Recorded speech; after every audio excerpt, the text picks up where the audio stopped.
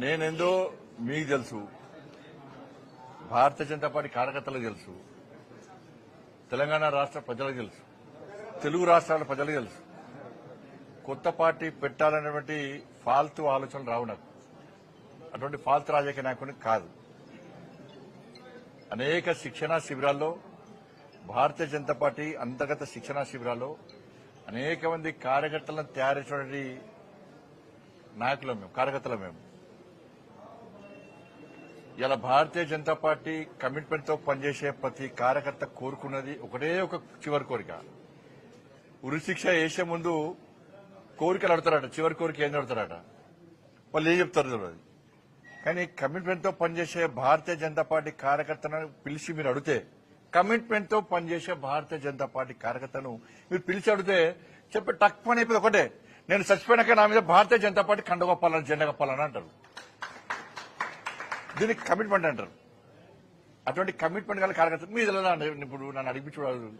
ఎవరు రాస్తా ఉంటారు, ఎవరో రాస్తా ఉంటారు, ఏదో చేస్తా ఉంటారు. కాబట్టి దాని పట్టించుకోవాల్సిన అవసరం లేదు, పట్టించుకోవడం కూడా. కరెక్టే. కేసీఆర్ చేత 17 మంది ఎంపీలు ఉన్నారు. కేసీఆర్ దయాదక్షిణ మోడీ ప్రభుత్వం నడుస్తుంది పాపం.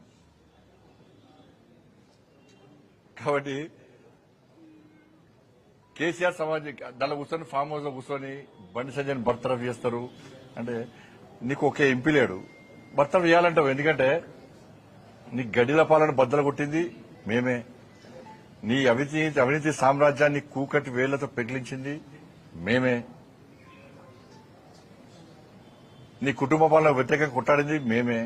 ఉంటుంది, నీకు సహజంగా ఉంటుంది. నీ 17 మంది ఎంపీలు ఉన్నారు కదా, అందుకే రెచ్చిపోతున్నావు నువ్వు.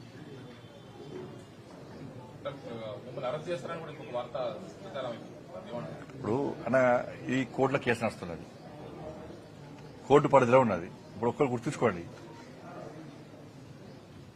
కన్న కొడుకును ఓ తండ్రి పోలీసులకు స్వయంగా అప్పగించినటువంటి సందర్భం ఏదైనా ఉందా? వాళ్ళ కన్న కొడుకును నేను తీసుకుపోయి విచారణకు సహకరించాలని చెప్పి నాకు సమాచారం వచ్చిన వెంటనే నా కొడుకును అప్పచెప్పిన. అరెస్ట్ చేయాలంటారు. ఇలా కేసీఆర్ కొడుకు ఫేక్ మీడియా ఫ్యాక్టరీ నడుపుతున్నాడు. ఏం జరుగుతుంది, ఏం జరగాలి, ఏం జరిపించాలనేది ఆ కుట్రలన్నీ ఆయన చేస్తున్నాడు. కాబట్టి ఆయన నడితే సమాధానం చెప్తాడు. థ్యాంక్ యూ, ధన్యవాదాలు.